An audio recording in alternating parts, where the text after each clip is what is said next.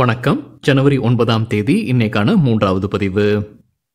பங்குச்சந்தையில் நடந்த சில விஷயங்களை விரைவாக பார்க்கலாம். முக்கியமான தகவல், நான் செபி ரெஜிஸ்டர்ட் அட்வைசர் கிடையாது. நம்ம சேனல்ல இருந்து எப்போதுமே ஸ்டாக் ரெக்கமெண்டேஷன்ஸ் கிடையாது. யூடியூப் சேனல் மட்டும் இல்லைங்க, மற்ற சோஷியல் மீடியா பிளாட்ஃபார்மான இன்ஸ்டாகிராம், வாட்ஸ்அப், டெலிகிராம்ல இருந்து கூட நாம ஸ்டாக் ரெக்கமெண்டேஷன்ஸ் வழங்குவதில்லை. மேலும் பணத்தை வாங்கிட்டு எந்த சேவையும் வழங்குவது இல்லை. பல போலியான குரூப் இயங்கிட்டு இருக்கு. தயவு செய்து ஜாகிரதையாக இருங்க. இந்த வீடியோவில் காட்டக்கூடிய அனைத்து கம்பெனிகளும் வெறும் இன்ஃபர்மேஷனல் பர்பஸ்க்காக மட்டுமே முதலீடு செய்யுங்கன்னு சொல்கிற வீடியோ கிடையாது. எந்த ஒரு முதலீட்லையும் ரிஸ்க் இருக்கும். ரிஸ்க் புரியாமல் இன்வெஸ்ட் செய்யாதீங்க. ரிஸ்க் புரியலன்னா தயவு செய்து இன்வெஸ்ட்மெண்ட்டை தவிர்த்துருங்க. நம்ம ருபி டிரைவர் சேனலை ஆதரிக்கிற அனைத்து நல்ல உள்ளங்களுக்கும் நன்றி. சில இண்டிவிஜுவல் ஸ்டாக்ஸ் மற்றும் செய்திகள் விரைவாக பார்க்கலாம். இன்னைக்கு காலையில் வீடியோவில் நம்ம செய்தி பார்த்துருந்தோங்க. யூஎஸ் மார்க்கெட்ஸ் கிரீனில் தான் க்ளோஸ் ஆகியிருந்தது. ஏஷியன் மார்க்கெட்ஸும் பெரும்பாலும் கிரீனில் தான் காலையில் ட்ரேட் ஆகிட்டு இருந்தது. யூரோப்பியன் மார்க்கெட்ஸும் நேற்று பெரும்பாலும் கிரீனில் தான் க்ளோஸ் ஆகியிருந்தது. இப்போ எக்கனாமிக் டைம்ஸில் என்ன அப்டேட் கொடுத்துருக்காங்கன்னா, யூஎஸ் இன்ஃப்ளேஷன் டேட்டா இந்த வாரம் வெளியாக உள்ளதாக சொல்லியிருக்கிறாங்க. பெரும்பாலான இன்வெஸ்டர்ஸ் அதை எதிர்பார்த்துக்கிட்டு இருக்கிறாங்க. வியாழக்கிழமை வெளியிடுறாங்க போல தெரியுதுங்க. இன்னொரு முறை இந்த தேதியை சரிபார்க்க வேண்டும். இந்த இன்ஃப்ளேஷன் டேட்டா பொறுத்து தான் யூஎஸ் ஃபெடரல் ரிசர்வ் இன்ட்ரெஸ்ட் ரேட்டை குறைப்பாங்களா குறைக்க மாட்டாங்கன்ற முடிவு எடுப்பாங்க. அப்படி குறைக்கிறாங்கன்னா எப்போலேருந்து குறைக்கணும், எவ்வளவு குறைக்கணும் போன்ற முடிவுகளை எடுப்பாங்க. அதனால பெரும்பாலான இன்வெஸ்டர்ஸ் இந்த டேட்டாவை எதிர்பார்த்துக்கிட்டு இருப்பதாக எக்கனாமிக் டைம்ஸில் தகவல் சொல்லியிருக்கிறாங்க. டிசம்பர் குவார்ட்டருக்கான ரிசல்ட்ஸ் நம்ம ஊர் கம்பெனிகள் வெளியிட ஆரம்பிக்க போறாங்க. அதற்கு முன்னாடி மோதிலால் ஓஸ்வால் ஃபினான்ஷியல் சர்வீசஸ் ஒரு ரிப்போர்ட் வெளியிட்டு இருக்காங்க. தகவல் நமக்கு கிடைத்தது எக்கனாமிக் டைம்ஸ்ல இருந்து. அந்த ரிப்போர்ட்ல இருக்கக்கூடிய சில விஷயங்கள் விரைவாக பார்க்கலாம். மோதிலால் ஓஸ்வால் ஃபினான்ஷியல் சர்வீசஸ் என்ன எதிர்பார்க்கறாங்க? குறைந்தபட்சம் 23 கம்பெனிஸ் அவங்களுடைய ப்ராஃபிட் இரட்டிப்புக்கு மேல அறிவிப்பதற்கான வாய்ப்புகள் உள்ளதாக சொல்லியிருக்கிறாங்க. பெரும்பாலான இந்த கம்பெனிஸ் எந்தெந்த செக்டரை சார்ந்தது? Automobile, auto ancillary, capital goods, electronic manufacturing, metals மற்றும் ஃபினான்ஷியல் சர்வீஸ் செக்டரை சார்ந்த நிறுவனங்களா இருக்கும்னு சொல்லி இருக்காங்க. நிஃப்டி மட்டும் பார்க்கும்போது 17 நிஃப்டி கம்பெனிஸ் அவங்களுடைய profit after tax year on year compare பண்ணும்போது 30% மேல அறிவிப்பதற்கான வாய்ப்பு உள்ளதாக சொல்லியிருக்காங்க. 10 கம்பெனிஸ் அவங்களுடைய ப்ராஃபிட்ஸ் கீழே போகும், அதை அறிவிப்பாங்கன்ற அப்டேட் கொடுத்திருக்காங்க மோதிலால் ஃபினான்ஷியல் சர்வீசஸ். நிஃப்டி 50ல சில ஸ்டாக்ஸ் என்ன நல்லா பெர்ஃபார்ம் பண்ணக்கூடிய ஸ்டாக்ஸ் என்னவா இருக்கும், அதாவது ரிசல்ட் நல்லா பெர்ஃபார்ம் பண்ணக்கூடியது HDFC bank, Tata steel, Reliance industries, ICICI bank மற்றும் JSW steel.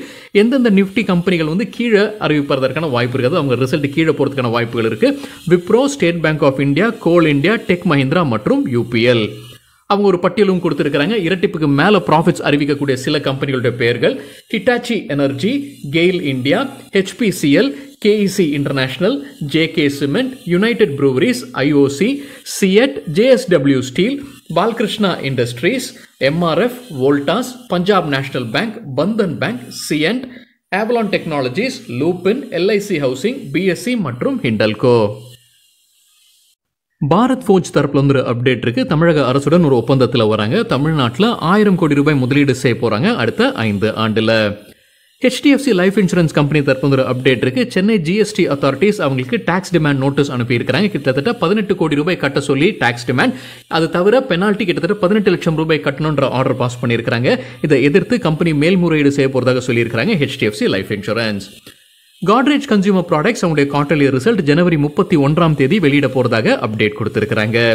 Larson and Toubro தரப்புல அப்டேட் இருக்கு. கம்பெனிக்கு ஒரு புது ஆர்டர் கிடைச்சிருக்கு. அவங்களுடைய கன்ஸ்ட்ரக்ஷன் பிசினஸ்ல யார்கிட்ட இருந்து? Ministry of health and family welfare AIIMS அமைக்க போறாங்க ஹரியானால. அது கட்டுவதற்கான ஆர்டர். அது என்ன மதிப்பு அப்படின்றது சொல்லுங்க.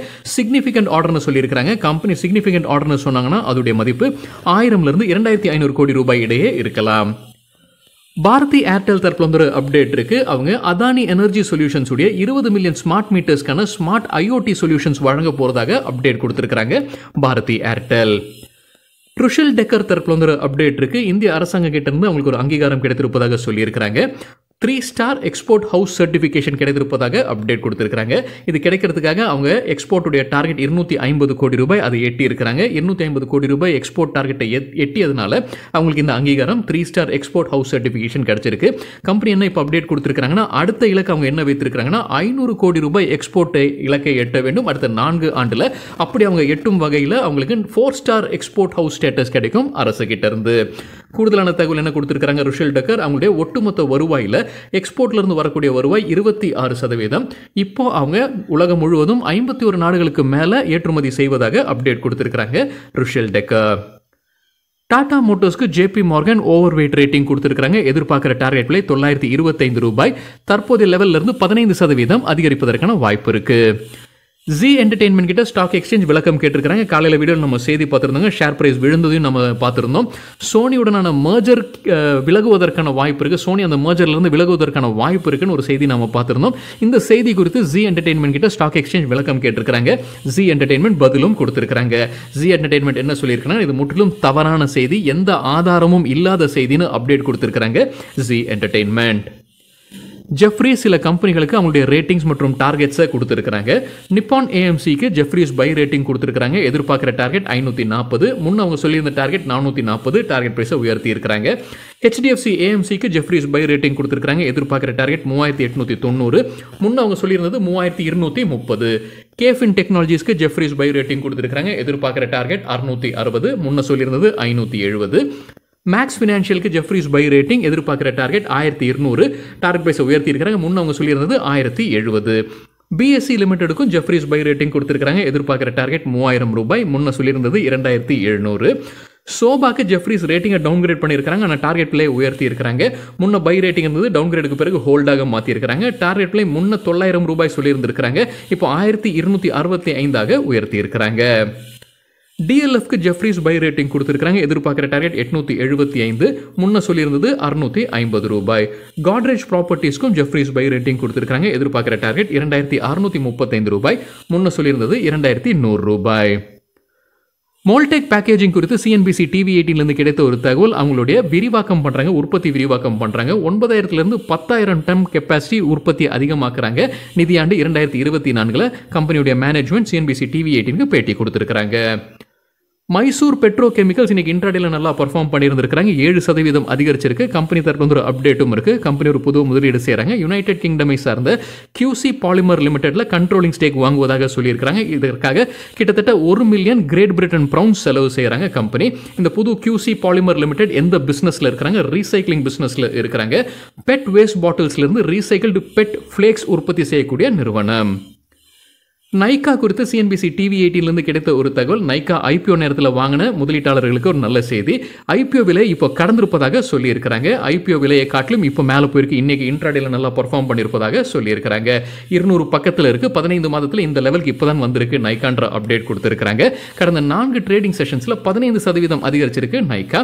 இன்னைக்கு 191.25 இன்ட்ராடேல ஹையை எட்டியிருந்தது. இது மதியம் 2 மணி அளவில் பார்க்கும்போது இருந்தான் ஹையாக இருந்தது.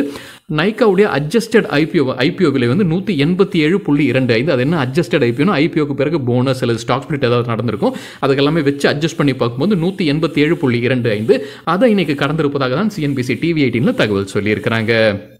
HSBC நைக்காக்கு பை ரேட்டிங் கொடுத்துருக்காங்க. எதிர்பார்க்குற டார்கெட் 250, முன்ன அவங்க சொல்லியிருந்தது 240, டார்கெட் விலை உயர்த்தி இருக்கிறாங்க HSBC. பந்தன் பேங்க் குறித்து சிஎன்பிசி டிவி 18 கிடைத்த ஒரு தகவல், பந்தன் பேங்க் ப்ரெஸ் ரிலீஸும் வெளியிட்டிருந்தாங்க. ஆனால் அது சரியா விளங்கலைங்க. ஆனால் சிஎன்பிசி டிவி 18 அதற்கு விளக்கம் கொடுத்துருக்காங்க. ஆர்பிஐ வந்து ஆடிட் நடத்துறாங்க வங்கியில் அப்படின்னு சில செய்திகள் இருந்தது. அதற்கு தான் விளக்கம் கொடுத்துருக்காங்க. கம்பெனி என்ன சொல்லியிருக்காங்கன்னா, RBI reserve bank of India audit நடத்தல, NCGTC தான் ஆடிட் நடத்தியிருப்பதாக சொல்லியிருக்காங்க. NCGTC வந்து நேஷனல் கிரெடிட் கேரண்டி ட்ரஸ்டி. எதற்காக ஆடிட் நடத்துறாங்க? கம்பெனி ஒரு கிளைம் போட்டிருக்கிறாங்க 1290 கோடி ரூபாய்க்கு. CGFMU claim. CGFMUன்றது credit guarantee fund of micro units. அதற்காகத்தான் இந்த ஆடிட் வந்து NCGTC என்ற நிறுவனம் செய்வதாக சொல்லியிருக்காங்க. ஆர்பிஐ அல்லன்ற அப்டேட் கொடுத்திருக்காங்க பந்தன் பேங்க். ஏத்தர் இண்டஸ்ட்ரீஸ் இன்னைக்கு இன்ட்ராடேல நல்லா பர்ஃபார்ம் பண்ணியிருந்திருக்காங்க. 5% அதிகரிச்சிருக்கு. கம்பெனி தரப்பு ஒரு அப்டேட்டும் இருக்கு. பாலியால்ஸ் டெக்னாலஜியை அறிமுகம் செய்கிறாங்க. இதற்காக அவங்க வேறு 2 நிறுவனத்துடன் ஒரு பார்ட்னர்ஷிப்பில் வராங்க. HB ஃபுல்லர் மற்றும் சவுதி ஆராம்கோ டெக்னாலஜிஸுடன் ஒரு பார்ட்னர்ஷிப்பில் வராங்க ஏத்தர் இண்டஸ்ட்ரீஸ். ஜோதி CNC ஆட்டோமேஷன் IPO இன்னைக்கு ஓப்பன் ஆகியிருக்கு. ஓப்பன் பண்ண சில மணி நேரத்திலே வந்து IPO ஃபுல்லி சப்ஸ்கிரைப் ஆகியிருப்பதாக மணி கண்ட்ரோல்லேருந்து கிடைத்த தகவல். கிரே மார்க்கெட்டில் பிரீமியம் 29% கூடுதலாக போய்கொண்டிருப்பதாகவும் அதே செய்தியில் சொல்லியிருக்கிறாங்க. கிரே மார்க்கெட்னா என்ன, கிரே மார்க்கெட் பிரீமியம்னா என்ன, நம்ம வேறொரு வீடியோவில் டீட்டெயில்டாக பேசியிருக்கோம். அந்த வீடியோட லிங்க் இந்த வீடியோட டிஸ்கிரிப்ஷனில் இருக்கு. சரிங்க, இதுதான் சில விஷயங்கள் என்னுடைய பார்வைக்கு எட்டியது.